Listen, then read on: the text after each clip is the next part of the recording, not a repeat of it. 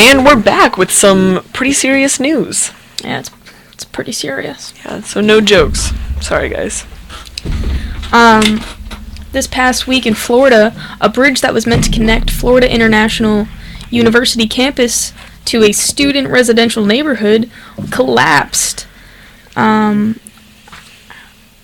all the facts are in yet, but prior to the collapse, there were known cracks in the structure. Mm-hmm. So it sounded just kind of like 5 people died. 5 people died? Yeah, just like your classic attempt to speed up building. Yeah, taking unsafe shortcuts. Yeah. I also read that the construction company met with the university and said that it was all set, even though they had questioned if they had to put in this extra step, and they were like, nah, dude, it's fine. That's nice. Yeah. All right, in Austin, there were 5 explosions. Yeah. 2 people have died from those. 4 explosions were in the Austin area, and they were all hidden in packages. 3 were left on the front porches of homes, and the bombs went off when residents opened the packages. And then 1 bomb was placed on a residential street and was detonated by a tripwire.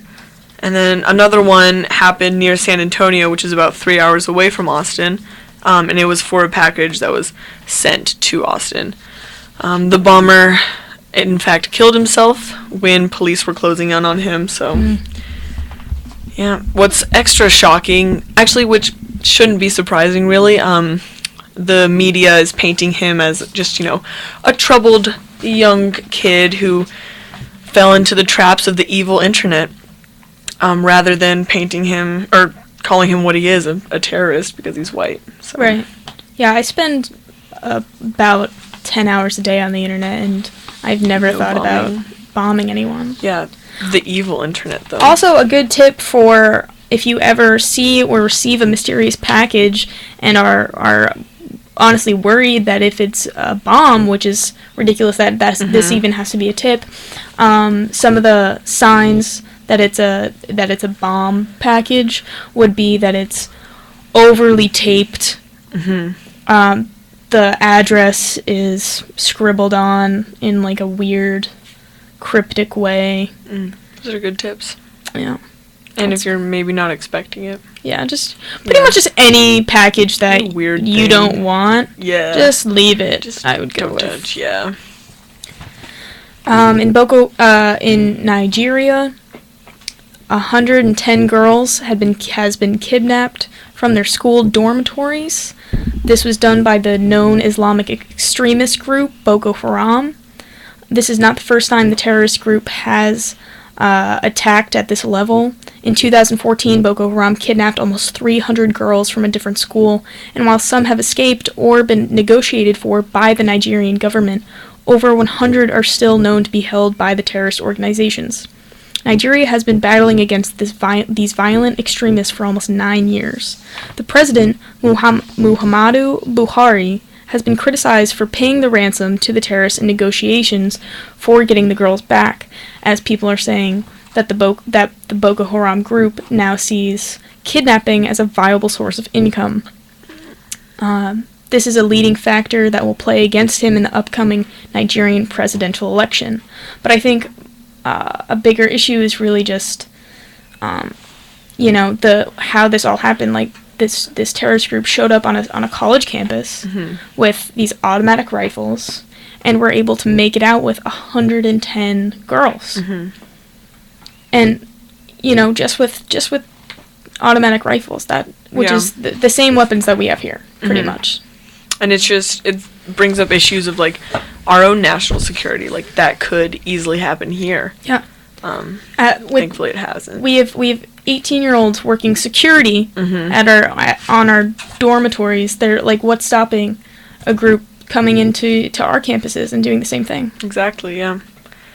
And that also is just such a big issue over there. And like the president being criticized for paying their ransom, but like, what else could he do? I guess. Yeah. They did form an entire task force to directly to find members of Boko Haram and go in and take them down, but because it's a government-run task force, it hasn't been able to go through all the measures that it needs to. Wow. That's. This past week in Russia, Putin was elected again for his 4th term. This came as rather unsurprising, especially when his opponent, Alexei Navalny, was barred from running in the election because of a fraud court case. So this has created a lot of uprise, especially among Russia's youth, who criticize Putin a lot for just being, they like very outwardly state that he's a big like bully, and he isn't really what a president should be, because he uses fear and intimidation to control a lot of people. And so with his election, thankfully, like, it's kind of creating just a lot more backlash, and a lot more young activists are coming forward and like calling him out, and just creating a lot more unrest among the population. Yeah, that's actually surprising because of how dangerous it is to speak freely against Putin and against their government over there, even though they consider themselves a democracy. Very quote-unquote democracy. Yeah, there was quotations marks, if you could not hear that. This past Monday, Trump gave a statement about what he plans to do to continue the war on drugs. Part of his plan is to execute drug dealers. That's his ultimate solution, is to execute drug dealers. He said, if we don't get tough on the drug dealers, we are wasting our time, and that toughness includes the death penalty.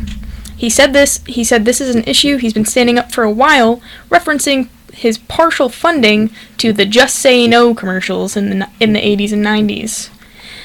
No surprise to anyone, he went on to link the opioid epidemic to his recent revitalization of his plan for the wall along the southern border. He claimed that the immigrants are the criminals that have been bringing in the drugs to get us innocent Americans hooked on. Congress recently funded $6 million to combat the opioid epidemic for Trump's plan. That mostly involves increasing law enforcement. So, basically this is just another funnel into Trump's plan for a militarized state. And and just increasing violence. And what I found really interesting about his like press conference on this was he went into like such great detail about the creation of these commercials, and he like wanted it to be like really horrible and like show like the worst effects of drugs. And I don't think that's a good solution. No surprise, but I think showing like broadcasting that would only further like criminalize drug users and just further the stigma. Yeah. So the truth campaign for cigarettes and tobacco. It's the ones where people like peel their own skin off. I don't think I saw the same one as you, but it's more like they give you like facts, like better facts. It's like oh no, they do the same thing. They all do it. They're all scare tactics. No, it's like the orange campaign though. I don't know. Okay, well, I'm talking about a different one, but they're just like, it's like, know the truth, and it's like cigarettes are like targeted or towards, or like targeted and sold towards like people with like depression or anxiety, and it's just like a bunch of people coming forward and saying that they don't want to be like, or that tobacco companies like shouldn't target them. I don't know.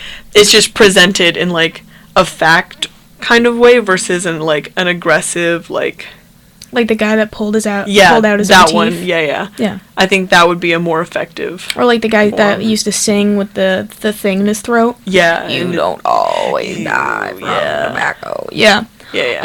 Well, I mean, we all grew up with those with Dare. Did you have Dare in Texas? Not really. Yeah. Oh my gosh. Okay. Well, where I'm from, we had Dare, which is I don't remember what Dare stands for. With Dare? But it was essentially like 6th grade You just learn that drugs are bad and don't do them and just say no. And that didn't do anything. Doesn't do much. It didn't do anything. All the people that I know now that abstain from drinking or smoking or anything, none of them are ever like, yeah, when I took DARE, it really changed my life. I knew from that day when I was 12 years old and our in-school officer told us not to do drugs that I would just never do drugs. I was inspired. Wow.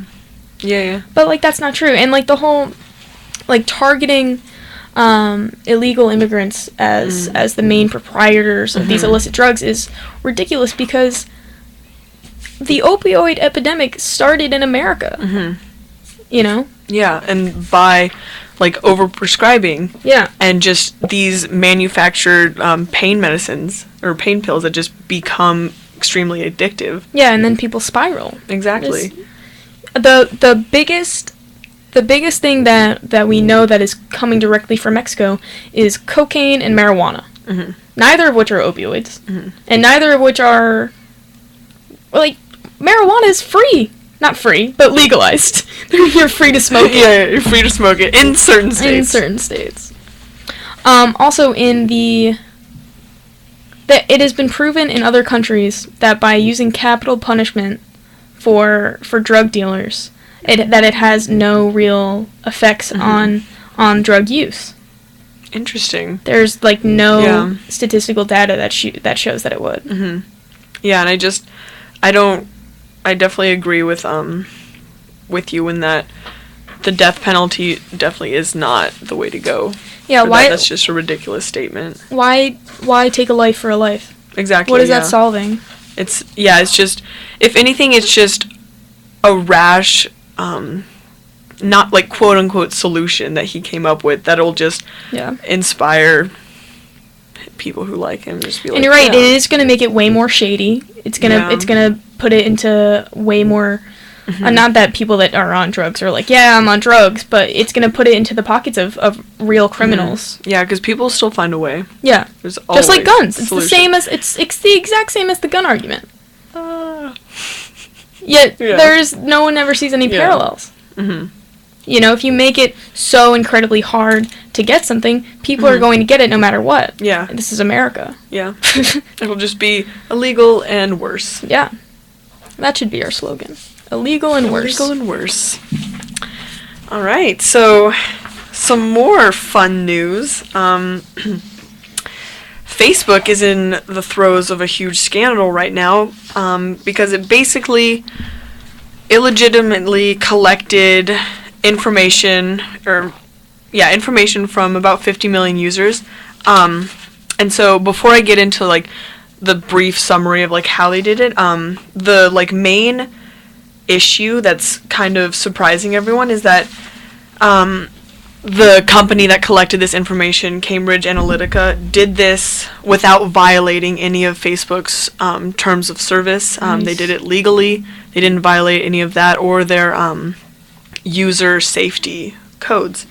So there's this company called Cambridge Analytica. It's London-based, and it combines data mining and data analysis to better create political campaigns. And they use this information to try and influence Americans and how they vote.